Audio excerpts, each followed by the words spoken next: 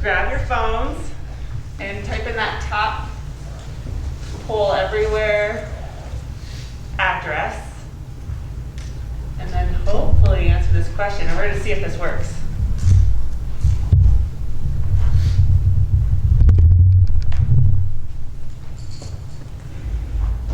We're going to be using this tool throughout today's presentation.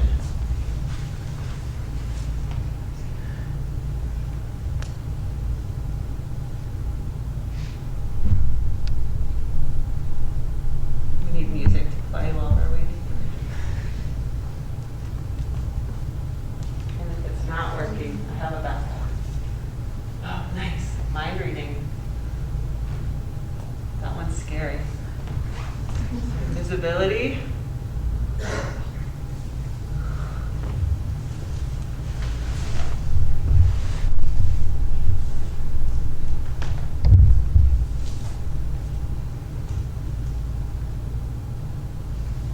Flying. So a lot of people are putting flying.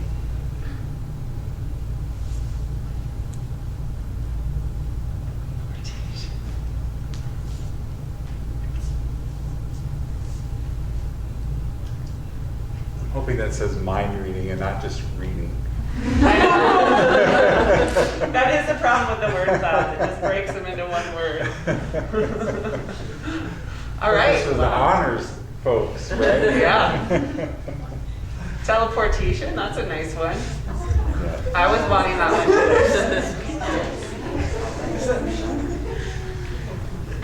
All right, has everyone got one in? Looks like teleportation is the winner. Time. Okay, wait. Is it time traveling? Time bending? Time something? Or you just want more time? Nice. Okay, so next time we do this, I'll try to figure out how to get the words to stay together. That would be helpful. But nice. So you all have some nice superpowers you're wanting. So we'll keep asking some questions through this throughout the presentation. Hopefully it'll work as we progress, but thank you for doing that. And I'm going to pass this over to Betsy Asterson. She's going to talk a little bit about kind of what we're seeing in the mental health landscape. Thanks, Laura. Well, Yeah.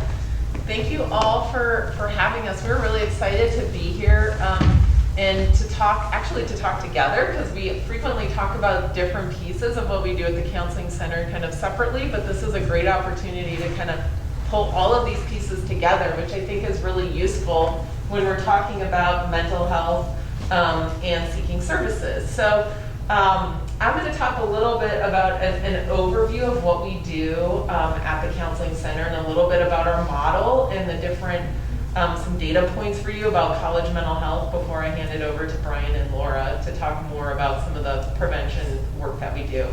First of all, how many of you know where the counseling center is on campus? Okay, a little bit. So we are actually above medical services in the Swingle building, and if you've ever wondered where the secret door goes, don't tell anyone I told you this, but it goes to the counseling center right through there. So some of you maybe saw us going in and out. It's not an actual entrance to the counseling center, but we're just right connected to the sub right over there above medical services. And I think one of the great things about offering mental health services on a college campus is that they're free and confidential, and for many students, that's the first time they have the opportunity to seek out mental health care for themselves. We hear the story lots of times from students about how they wanted to seek counseling when they were in high school, but there were barriers to doing that, whether that was getting their parents or guardians on board with them seeking services, being in a small town where everyone might know who you're going to see, all sorts of barriers. But MSU, I think, has really bought into the model of free and confidential services are critical for students to be able to access counseling services on campus. We do have an integrated model with our medical services, so students who seek either medical services for mental health or the counseling center as their front door, we do have that opportunity to collaborate on care if that's needed. Sometimes it is and sometimes it isn't, so there's definitely a more holistic, integrated approach to mental health care. And we have a pretty large staff of licensed mental health professionals, and that's because if you look at how many students we see a lot of students. So about 1,900 students each year, and I think an important piece of that is understanding that it's about normalizing services. So sometimes people might think like only a few people go to the counseling center, you have to have like a serious mental health problem to go there, but lots of students seek mental health care. And I think that's important to just normalize help seeking and that it's okay to seek services. This year after COVID, one of the things we learned to do is to offer telehealth services, and so we're maintaining both in-person and telehealth options for students so we can really meet them where they're at in terms of how they want to engage in counseling. And then our website, certainly, if you want to kind of learn more, but we're going to talk about a lot of these different pieces today. So when we think about mental health on campus, like we really like to think of mental health on a continuum. And I always like to think about the fact that we all have mental health. And one of the things that I think came out of COVID is people actually tuned into their mental health a little bit more. People who maybe thought, well, I wouldn't need help, or I don't really have to attend to my mental health and well-being. We all kind of got like the experience of maybe having to tune into that in a little bit of a different way throughout what we've been through in the last 18 months. And we all might fluctuate on this continuum at different points in time. So we're not like static in our mental health, and our way of kind of interacting with ourselves around our mental health shouldn't be static either. We need to kind of be in touch with what that is and how we might need to respond to what our needs are for our mental health differently at different points in time on the continuum. As you kind of look at this, we think about the green end being when we're sort of in that our more typical optimal functioning place with our mental health. We're able to tolerate stress, things happen, we have resources, we know how to use them. So things might come up, but we have that capacity to cope and we know how to use those resources. All the way to this other end on the red end where we're thinking about when people might be in more of a crisis situation and suicidal thinking. And so at the Counseling Center and MSU, we have different services for different points on that continuum. And so at different points in time, we might all be interacting with those services and supports in different ways. And that's part of what I hope you take away from today is there's something for everyone at different points on this continuum, and the importance of having kind of a menu of options to be able to respond to what might be going on for people in their mental health at different points in time. So we do a survey called the Healthy Mind Study every couple of years, and we do in collaboration with the University of Michigan, and it's a great way for us to get a sense of what's mental health look like for our whole general campus population. So a lot of the data I'm going to share with you is about our clients at the Counseling Center, but this is more of a look at the campus as a whole. So from 2019, we saw that 71% of our students agreed with the statement that they need help for mental health problems. That could mean lots of different things on that continuum. So that doesn't necessarily, we don't know exactly where that might fall on that continuum of mental health, but we know that students are saying that they're needing some sort of help or support for mental health.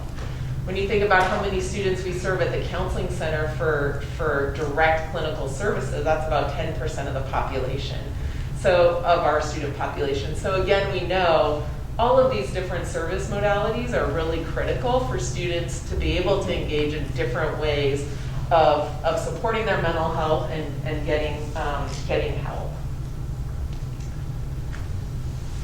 A couple of other things we just like to highlight from that survey, again, that was back in 2019, but we're seeing about a quarter of our students having elevated levels of depression and anxiety. And as we get into some of the data for our clients, we know that that's pretty typical for what we're seeing at the Counseling Center. Also pretty typical for what's going on nationally for college students. So depression and anxiety kind of consistently, I would say over the last 10 years, are at the top of that list of what sort of mental health stressors and struggles students might be having. of our whole campus population, about 12% had reported suicidal ideation in the last year. And again, at the counseling center, we certainly see more of that because they're coming in to get services from us for some of those issues. But knowing that about 12% of our students are struggling with that, the work that Brian's going to talk about in terms of suicide prevention is really critical, that we're having those services for students who might be dealing with those thoughts. And then certainly whenever we're talking about mental health, we think about stigma. And that's something that I think all three of us could probably say we've seen shift over our time at working on a college campus, that there's less stigma in seeking help, but we know people still have that belief. And I hope that's something that continues to shift. But if you think about responding to the question, I would think less of someone who's received mental health treatment. Only 3% of students indicated that.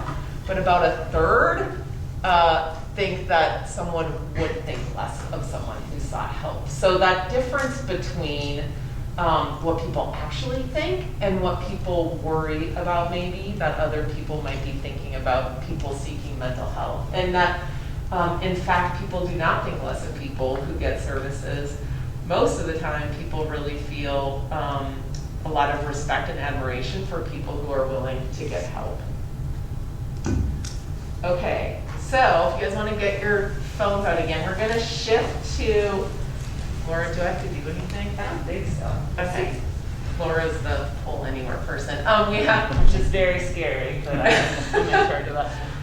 We're going to shift and talk some about COVID and mental health, because that was some of the questions we got. But just for yourselves, kind of answering this question, what you think might be where students' lives have been most impacted.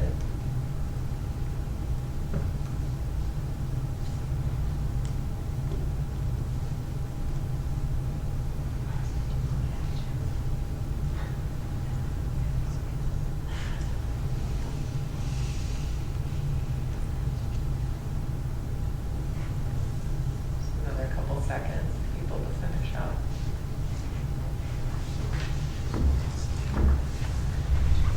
Okay, so by far, loneliness and isolation, like the clear winner. That's, yes.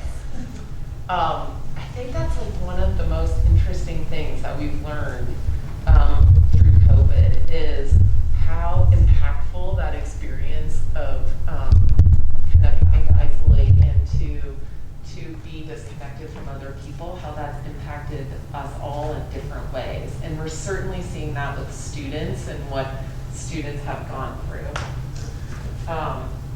This is actually looking at our data for people who came to the counseling center since the start of COVID. So loneliness and isolation is kind of the third one. So that was pretty close. But we've certainly, again, these are students who are coming to see us. So mental health, kind of a catch-all for that, and certainly loneliness could be a part of that, but that's sort of the number one way people have felt like their lives have been impacted. And then academics. So I think not surprising to anyone here, that's really affected people in terms of how they maybe struggled because of the loneliness and isolation or the motivation issues, and how that's impacted academics, the struggles to learn and engage differently with material, and with faculty and with teachers. So all sorts of ways that's been impacted. And then the missed opportunities and experiences, I think, is one we're starting to learn more about, both here but also nationally, is although people are grieving in lots of ways with COVID, for college students and students the young adult stage, the missed opportunities and experiences are pretty significant. And there's a lot of grief and loss in that too. And so that is something that I think we are seeing now, but will continue to see in terms of the impact that might be having on students. Any questions about kind of the COVID piece and what we're seeing with mental health? Okay. So then just a little bit about our clients and what we see. There were some questions about this that were submitted. So like how many clients do we see, and have we seen an increase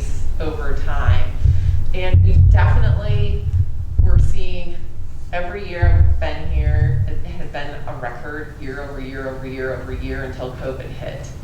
And then our numbers went down a little bit in 2020 and then down a little bit more during the last academic year. Do you guys have any ideas of why that might be?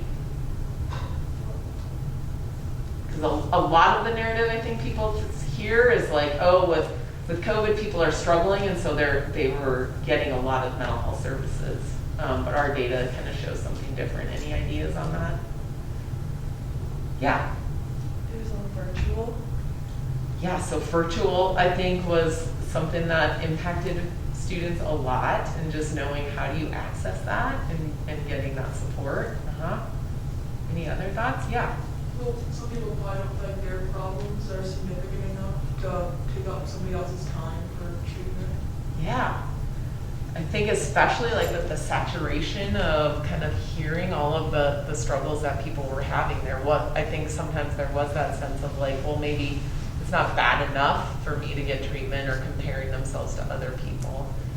Another big one was that isolation piece. So if people are kind of isolated and by themselves, there's less interaction, where we find a lot of times people kind of in relation to others make that decision to go seek out help. So in connecting and talking, and friends being able to say like, hey, you seem a little bit off, or RAs to notice something's different on the floor, or professors or parents, all of those ways in which kind of the social network around all of us kind of encourages help seeking, a lot of times that sort of went away. And so we saw this was pretty true nationally, that there was this dip on college campuses. I can tell you, if we're gonna, for 2022, our current academic year, if our numbers are kind of gonna stay similar throughout the year, it will be our biggest year yet. Again, that's true also nationally, that it seems like people were sort of waiting to kind of come out of some of that isolation, and people are wanting to be seen in person. They're getting those referrals.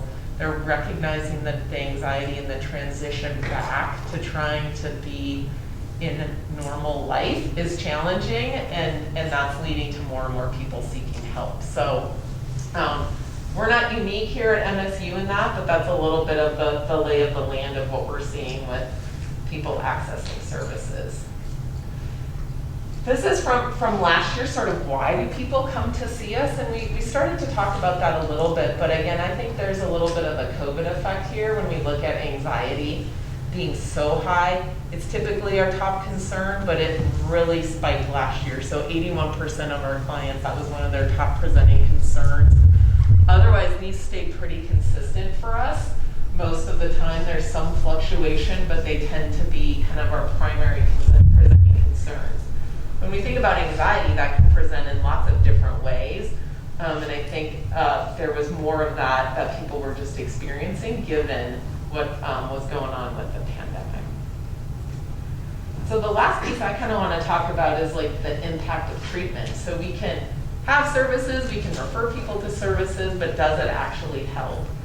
And I think that's one of the things I'm probably most proud of what we do at CPS is we have a really great staff who care a lot about their clients, but they're also really great clinicians. So we track outcome data in an ongoing way. And as we're thinking about suicidal ideation, we see a significant decrease in that when people are engaging in treatment. That actually is a really important piece for people to talk about those thoughts and to get help. And then these are looking at 3 kind of different scales that we assess in an ongoing way for counseling. So depression, anxiety, and overall distress. So the blue bar is looking at people's kind of before they start treatment, where are they at with those symptoms. So on the left, again, depression. And that black bar is the national average for counseling centers.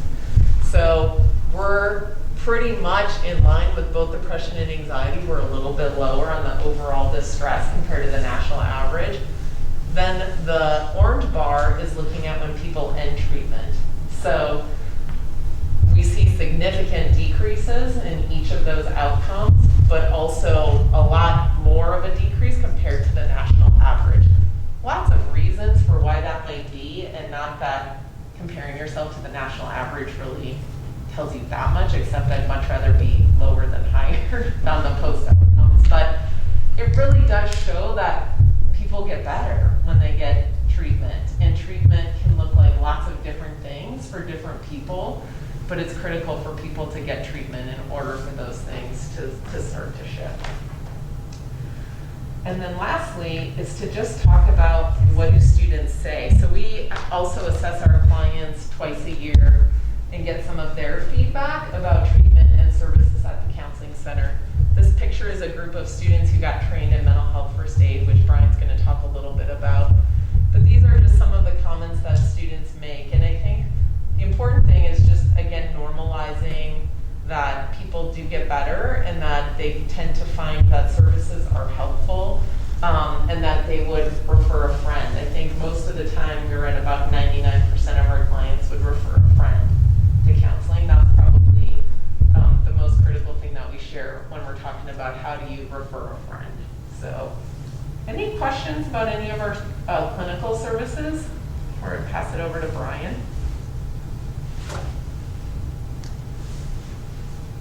All right. Switch to suicide prevention. All right. So, I was chatting with a friend who is not in the realm of psychology, and started chatting with him about what I do, and they're like, oh my gosh, you have to talk about suicide all the time? Like, that must be so awful and so depressing. And certainly, I absolutely want to acknowledge the sad and tragic nature of suicide. That's an obvious point, right? But I actually love this part of my job because what I love about this part of my job is that it really, I think, can bring a lot of hope.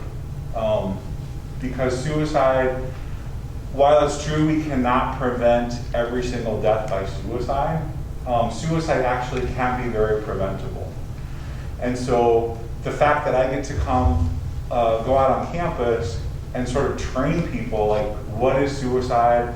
How might we recognize signs and symptoms of someone who's struggling? How might you all, as friends, friends and colleagues and faculty who might be here, how might you recognize someone and get them help? That is actually a super inspiring and hopeful part of what I do. So in a weird way, this is actually not a sad, depressing part of my job. It's actually a really hopeful, inspiring part of my job. Like I said, it is hard to talk about, certainly, so definitely want to acknowledge the hard part about talking about suicide, and to acknowledge that we have all had some level of, we've all been touched by suicide in some way, whether that's our own struggles with suicidal thoughts or behaviors, or that of a friend or family member, or maybe we've lost someone to suicide. So I definitely want to acknowledge that piece of this discussion. So just take care of yourselves. If you need to sort of step out, take a break. We'll talk about some resources, obviously our resources, but also like after hours and national resources and things like that. So certainly use those if you need to as well. But you'll see here, this is from the Suicide Prevention Resource Center. This is their comprehensive approach to suicide prevention. So I love that it's sort of a little puzzle piece graphic, because I think that's a really nice metaphor. There's not sort of the one thing that we can do in a community or on a campus that's going to be what we sometimes refer to as like the magic bullet for combating suicide, right? It's a lot of different puzzle pieces. And so we do all of these to some degree on our campus. Like Betsy talked about treatment, right? Laura's going to talk about some of our education and prevention stuff, so like life skills, connectedness, things like that, right? So the one piece I'll talk about today is identifying and assisting Sometimes we call that gatekeeper training. So seeing friends and family members and staff members and RAs and things like that, you all are gatekeepers to getting someone into help, right? It's sort of a weird name, and we're actually kind of starting to move away from that a little bit in the prevention realm, but that's kind of one term for that. So one thing, so I'm gonna, before I dive in, I'm gonna do sort of a mini little suicide prevention training with you all today. It's not as in-depth. Normally these are an hour long. I'm gonna do sort of a quick, like 10-minute version. But just to sort of give you some skills and maybe whet your appetite for some of the work that we do on campus, and maybe you might want to do some follow-up trainings later. But any questions about anything I've said thus far before we dive in to a little mini training? Okay, so pull out your phones. We're going to do another quick poll. You all probably already have some good knowledge. So enter in, what do you think are some signs or symptoms, like what might you notice in a friend that might let you know that they're struggling with maybe depression, suicidal thoughts. Laura and I sometimes refer to these as our spidey senses.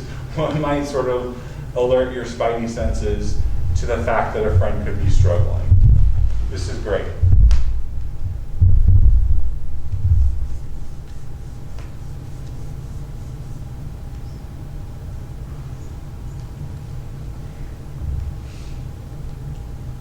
Yeah, you guys are getting a lot of great ones. So isolation, losing interest in activities or their usual hobbies. Sometimes people lose their appetite, loss of motivation, that's a big one, withdrawal. Yeah, that inability to do those everyday tasks, or that they're very effortful, like it takes so much effort to do that.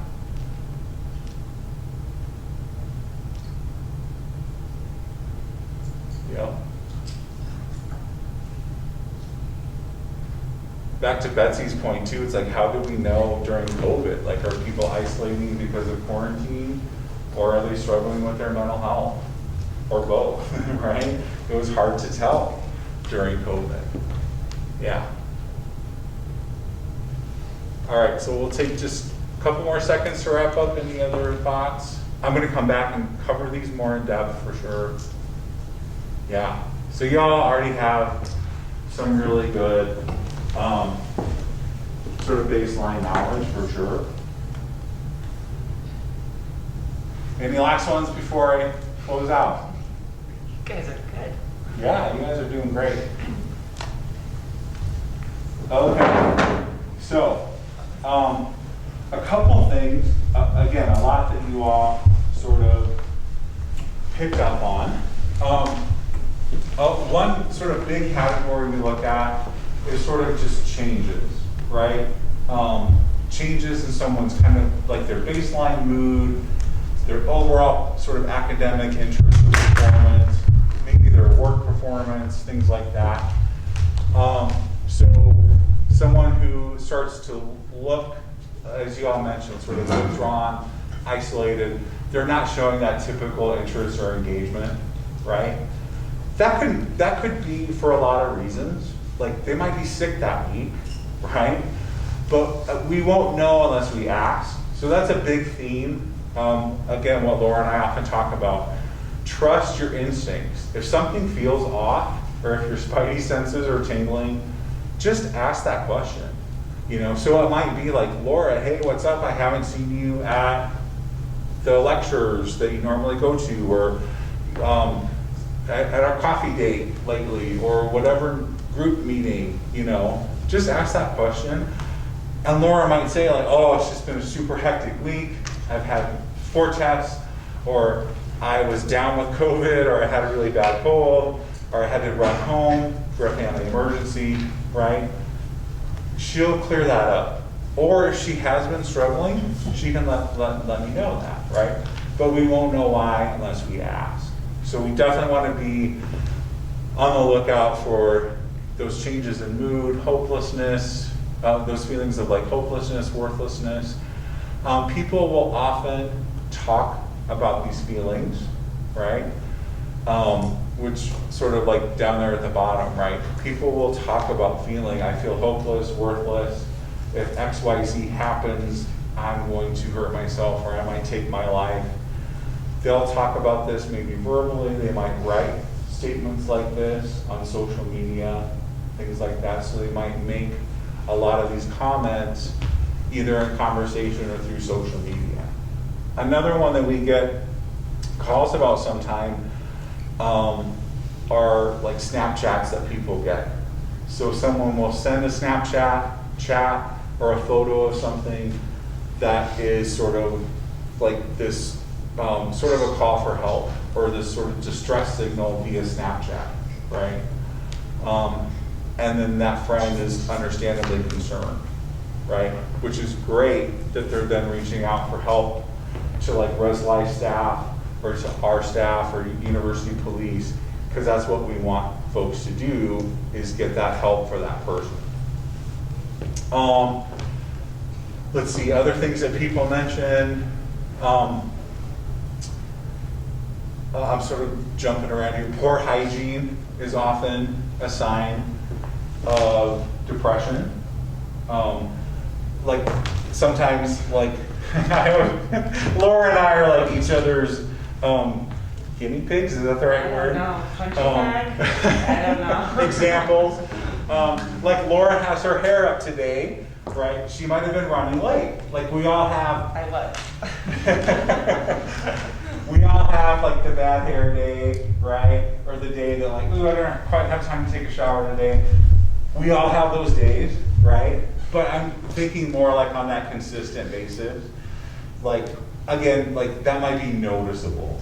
So if Laura looks disheveled every day as opposed to just today, I might check in and say, hey Laura, I've noticed that maybe you're not taking care of yourself like you normally do, and I just want you to know that I noticed that, and I just wanted to check in about that. Like, how are you doing, right? And that can be sort of a tough conversation to have, right? It could feel judgmental, but if we look at it in terms of self-care, right? So sort of those kind of questions. And then people mention sort of giving things away, saying those last goodbyes. Again, why are we talking about this right now? You know, like, hey, I love you too, you're my best friend too, but why are we randomly talking about this at 3 o'clock on a Tuesday, right? Again, trusting those instincts. Anytime someone might be acquiring the means to potentially carry out a plan for suicide. So someone may be trying to acquire a weapon when they've never had a weapon before, right? Like a hunting weapon or firearm. Maybe someone who, for whatever reason, you might be aware that they're stockpiling a lot of medication, things like that.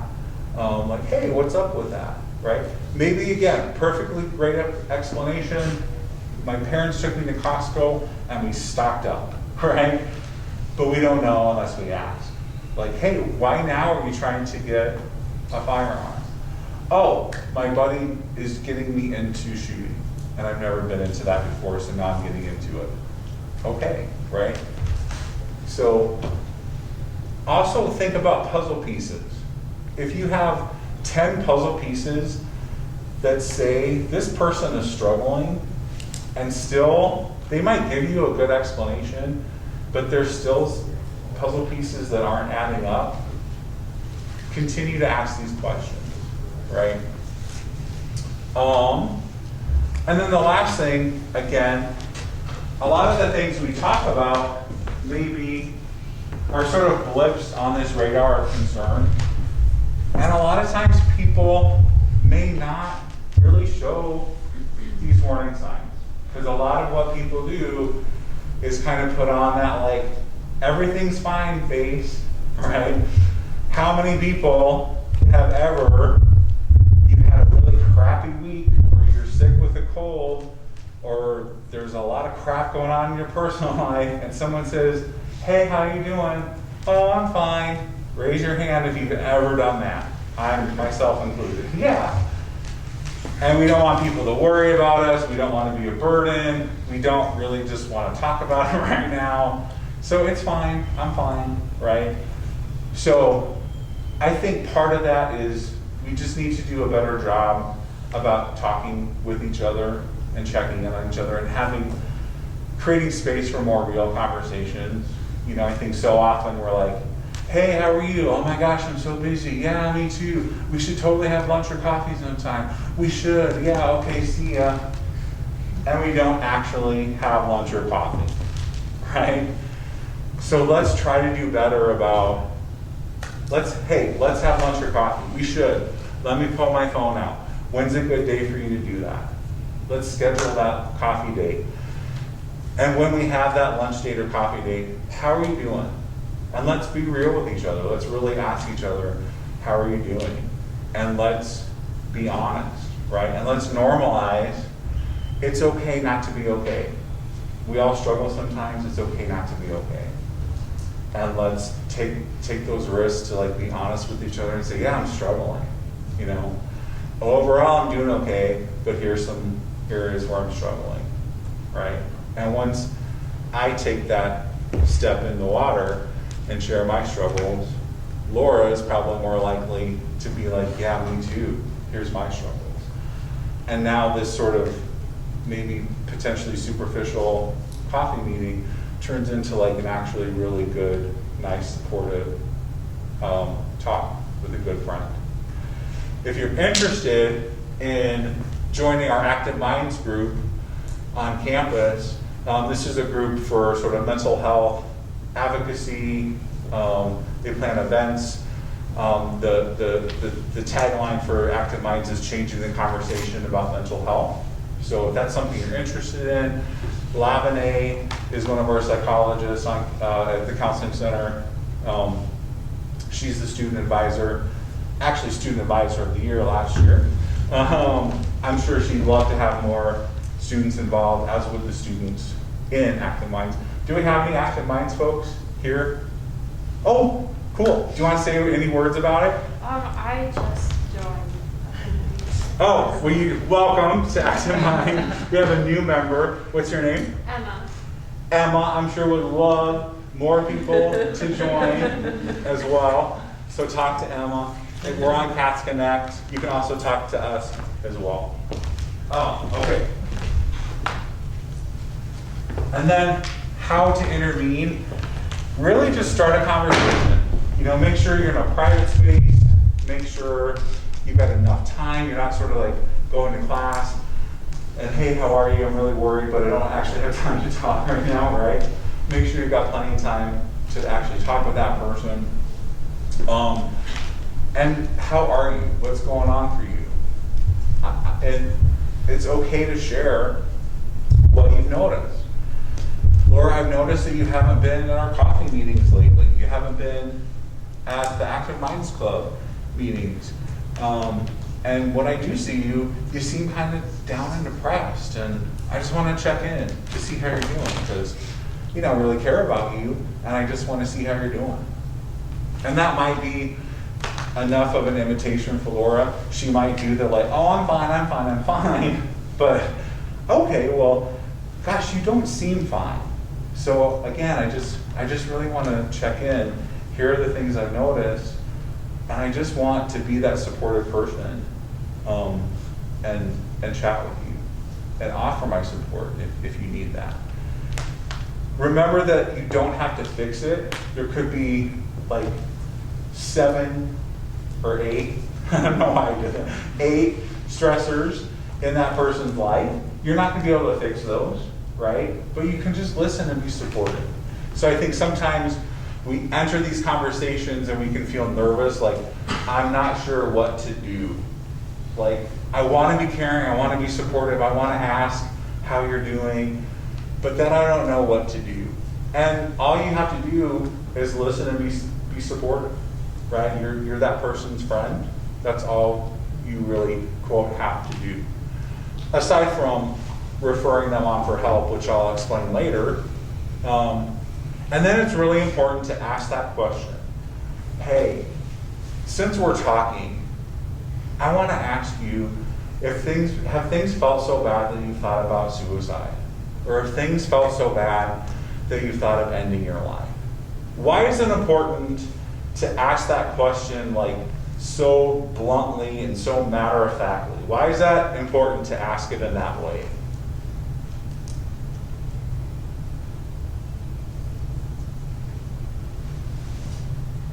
Yeah, really loud. They can't really like beat around the bush at that point.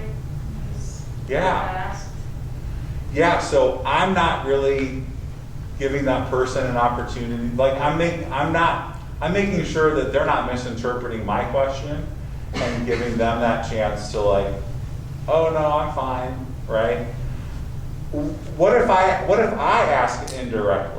What message does that send? So if I'm like, hey Laura, I really care, I love you, I care about you, but I don't need to worry about you, do I? You're not going to do something stupid tonight, are you? What message does that send? Laura's probably like, no, I'm fine, right? So it's really important to ask that question directly so that the person knows what we're talking about. We're not getting lost in translation. And it also communicates to my friend, I'm comfortable talking about this. You don't have to protect my feelings. I'm comfortable talking about this. Asking that question directly, it's not going to like implant that thought. It's not going to drive them to suicide if they're already thinking about that. It's actually going to probably give them a sense of relief. Because the vast majority of folks who are struggling with suicidal thoughts and depression, they don't actually want to die. So if that caring friend says, hey, I'm concerned about you, and are you having thoughts of suicide because I want to help, that's really actually going to bring a sense of relief, right? So it's totally okay, more than okay, it's important to ask that question directly. And then just offer support, and most importantly, make those referrals to counseling, right? Here's how I can help you. Did you know that there's also a counseling center on campus? I'm not comfortable like going to bed tonight until we get you linked up with someone who can help, right? It doesn't have to be these statements verbatim, but these are just examples of things that can help, right? Some people are like, I went to counseling in middle school and I hated it and it sucked and I never want to go back. Or I went to counseling and saw Brian and I thought he was weird. I don't want to see Brian. That's okay. There's almost 30 folks at CPS. You don't have to see Brian again. You can request somebody different, right? Sort of the comment I sort of say sometimes, it's like there are bad counselors out there just like there's bad hair people, right? We've all had a bad haircut. We just find someone different, right? And that match is important. So just encourage people to keep going back until they find that good match. Any thoughts about making those referrals? Or questions about that? And then, oh, sorry, yeah. I have a question. What if this is like an acute situation? Someone reaches out to you, they're on the phone, they feel like they're going to commit suicide. Yes, great question. What if it's an acute situation, you're on the phone with them, they're sort of maybe imminently at risk? That's a great question. I'll pay you later because this is a good segue into what to do in those situations. So if it's a situation where you're really not sure about someone's like immediate safety, that's where we call a 911 phone call. If we're on campus, that's going to get routed to our university police. If we're off campus, that's going to be routed to Bozeman Police. And please don't be afraid to make that call for a welfare check, because honestly, those have saved lives. We have had officers go to those students' homes and literally find someone in that moment of either a mental health crisis or sort of carrying out a suicide plan, right? And all of our officers are trained in what's called critical incident training. So they're trained in how to handle a mental health crisis. They handle those differently than a, what's the word I'm looking for? Like other, like a legal crisis call. That's not the word I'm looking for, but you know what I'm saying. They handle mental health crisis calls differently than other forms of emergency. A lot of calls now also have a mental health provider that go along with police. We don't have the resource, not us in the community. They don't have the resources for that ride along for every mental health call, but for a lot of them they do. So the officer will sort of make sure the person and the environment's safe, and then that mental health person will go and talk to that person in distress. Other resources on campus, we've got our Dean of Students office. We've got 2 associate deans for campus welfare. You can call them and speak with them or fill out a care referral on their website. If that person they're not taking your referrals, or maybe they're continuing to struggle, the associate deans for student welfare can sort of make that reach out and say, Laura, there's folks on campus that are concerned about you. Let's have a chat, let's have a meeting and see how you're doing. And then they can sort of also help facilitate those referrals. Yeah? With that kind of thing, is that like strictly confidential to the student? Say that again. Like if you're trying to get someone help, and they weren't getting help, but they don't want anyone else to know about it. Like if you gave them a referral, would their parents find out, right? Oh, yeah. So that I would say, You have that's a the, good question. you have the choice to make it, if you're submitting a care referral, you can put it, if you want to stay anonymous, and that's certainly a choice. Sometimes the struggle is then to have an outreach to the student and be like, well, someone somewhere is worried about you, and if there are details you don't want disclosed, then that kind of limits them on doing the outreach. But you can always call and do a consultation around how to help someone who might be But a struggling. care referrals, is that under FERPA? In terms of like who would see those, I don't think I don't know if they would be disclosed. Most of the time they're not. But I would say the vast majority of the time, 99% of the time, those do remain confidential unless that rises to the need to sort of protect someone. But yeah, the vast majority of the time, those are confidential. And then we're always available if you know that you're concerned about a friend and want to call that friend and have a conversation. You can call us before you have that conversation and sort of get some support around that. If you think like, okay, I'm having this conversation at 1 o'clock and I might want to walk them over to CPS at 2 o'clock, you know, give us a call, give us a heads up. We can see folks on walk-in. Or if you like Betsy had said, if you just, anytime you want to consult, you can always call us or any of the phone numbers there. And then I just want to give you those after hours and national numbers. Those are available 24/7. And those are good for those after hours crisis. And also like when people are traveling outside of Oakland, they always have a resource available. And then lastly, just a couple more opportunities. Do we bring flyers for that? Nope, Oh, sorry. that's okay. You can find this on our website. And then we have a mental health first aid training. There's a couple seats left for that on Saturday the 16th. And if you want to get the registration, you can use the QR code there and register later if you're interested in that.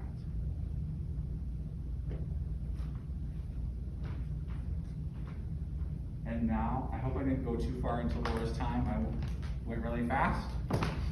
And now I'll turn it over to Laura. All right, thanks. I will be quick, and now I'm self-conscious about my hair, so I'll try. Luckily, my colleagues know I don't know how to do my hair, and this is how I look every day. So. Anyway, I'm just gonna round it out and just talk about kind of the forward-facing stuff we do at CPS in terms of, if you remember the slide that Betsy showed about the continuum of our mental health. We all have mental health needs, and so we offer a number of services that kind of meet students wherever you may be on that continuum. Not everyone needs counseling, not everyone needs to come to our center, but there's ways that you can take care of yourself, learn some skills and strategies, just to navigate life better. So the first is we offer Let's Talk drop-in consultation hours, and this is if you have something pretty specific you'd like just some advice about, maybe you need some information about resources that are available to you. You don't need to make an appointment at CPS, you don't have to be a client at CPS, you can just drop in. And we're located across campus at these days and times. We also have a virtual option on Wednesday evenings. Brian was just at the library doing our Let's Talk hour for today. It's just a nice way, sometimes students are wondering if they should go to counseling. It's a nice way to just meet with someone to talk about that. Or like I said, if it's a specific issue and they just need some kind of troubleshooting with a counselor, it's a nice way to get the help you might need. Another thing that we're rolling out this year is a web-based platform called You at MSU. And so this is, shoot, we don't have the QR code on this one, do we? Well, you can go to u.montana.edu. Sorry, I had a different slide before in a presentation with a QR code. And you can use your net ID and password to create an account. It's free. And it's a student success app. So it's not just about mental health, it's about how to be successful during your time here at MSU. You can go in and take an assessment, see how you're functioning in areas of connection, academics, physical and mental health, and just see where you are, and then you can create goals around that in terms of how do you want to improve in those areas if you need to. There's also a ton of content, so different videos, articles, all about college student success. So mental health, physical health, connection, academic goals. It's a great resource. Again, it's free to you. This is just a screenshot of the different ways you could create goals. There's preset goals you could just click on that you want to do, or you could create ones very specific to you. Brian, do you have any more info about that? Brian's the one who's rolling this one out. No, you covered it great. Okay. Yeah. The other tool that we're encouraging students all over campus to use is WellTrack. This one is an app that you can download at your app store, and then you register for free, again using your net ID and password. And it's focused on mental health and self-help.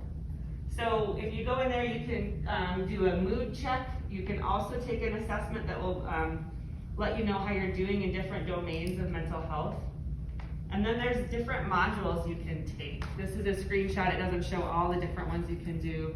But you can do short modules on how to navigate depression or how to navigate stress and anxiety. Maybe learn how to improve your sleep. Sleep is a huge issue for college students.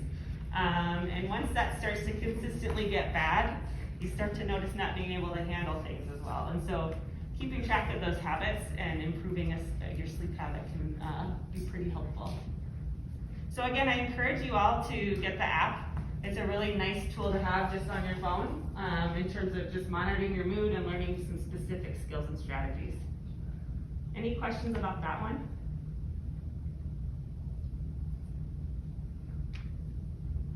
And then lastly, we're rolling out this semester as well something called Project Connect. So you all at the beginning of our time said that isolation and loneliness is probably a huge issue for students coming out of COVID. And you are correct. And that was something that students were struggling with years before COVID happened. And so this is a student-led, peer-facilitated group where we are currently actually getting signups for the groups right now. We have our peer facilitators all ready to go. They're going to be small groups, and they're structured for 5 to 6 weeks where you learn how to meet new people and you learn how to get close and connected with those people in the group.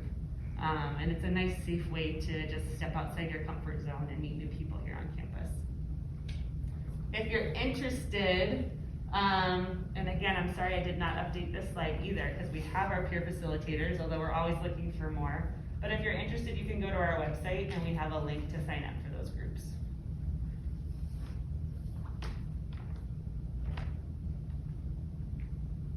Okay, so now I'm gonna switch a little bit to you for 1 second. And talk just about self-care. You all are students here. We're hitting a busy time of the semester. Everyone's probably had their first round of exams, papers, more than first round maybe. Okay, so it's getting stressful. I mean, even as a non-student, we're feeling it. It's kind of, the energy is buzzing on campus. And so just the last time we'll ask you to do this, but if you could, pop this in, and what do you do for self-care? And I think I made the mistake of doing a word cloud, so if you could use one word, that'd be awesome, but we can figure it out if you. That's a good one word for self-care right there. Eating and crying. I do that almost Nice. Oh, I like that. Call family with no space. Good work. Netflix. What did we do before Netflix? I don't know. Meditate, sing, party. That's great. These are all awesome. Smudge. I just saw binge. I don't know what we're binging on. All of those things, yeah, Netflix, food.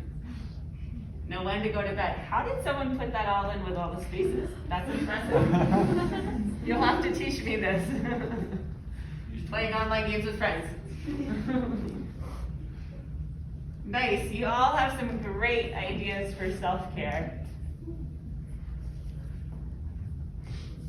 I would encourage you to keep up with those self-care things. Some things that I'm noticing on here are also some ways in which we might bump into trouble with self-care. So does anyone have a struggle just watching one episode on Netflix?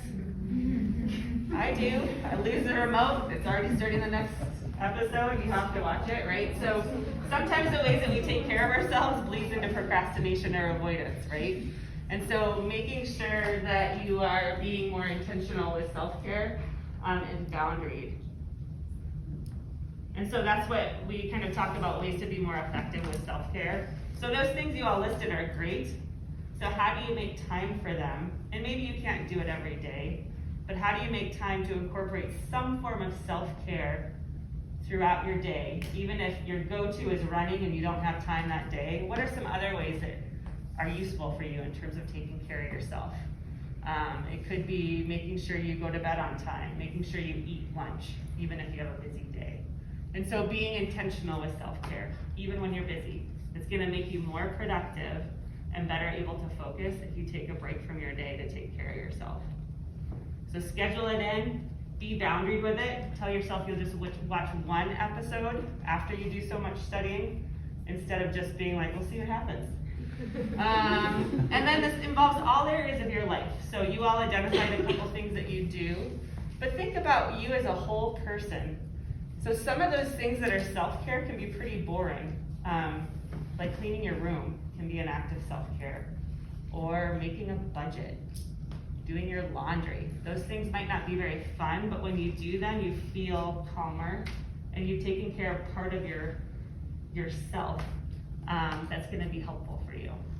And we actually have a little Vanna White moment there. I like that. I'll have you pass these around. This is just some ideas to think about for your own self-care. So there's just different areas of functioning and ways to maybe broaden your idea of how to take care of yourself. So it might not just be watching Netflix. There could be a lot of different ways to take care of yourself. And I'll throw out another plug for the U at MSU platform, like Laura was saying. Like, it's really important to be intentional about scheduling your self-care. And the U at MSU platform will really help you with that, because it also helps you set your goals, and that it will you can set your reminders for that as well. So that could be a really nice tool if you're wanting to go to bed earlier, or get a workout in or whatever your goals are. So be thinking, kind of take a minute, tonight to look through those different aspects or categories of yourself and how to take care of it. And that way you're developing more of a toolbox. So if the only thing you like to do to take care of yourself is to go hiking or snowboarding and you break your ankle, I hope that doesn't happen. But then you have a broader variety of things to draw from. If those things you love to do, you can't for whatever reason. Any questions? You're all going to be experts on self-care this semester? Okay, well that is it from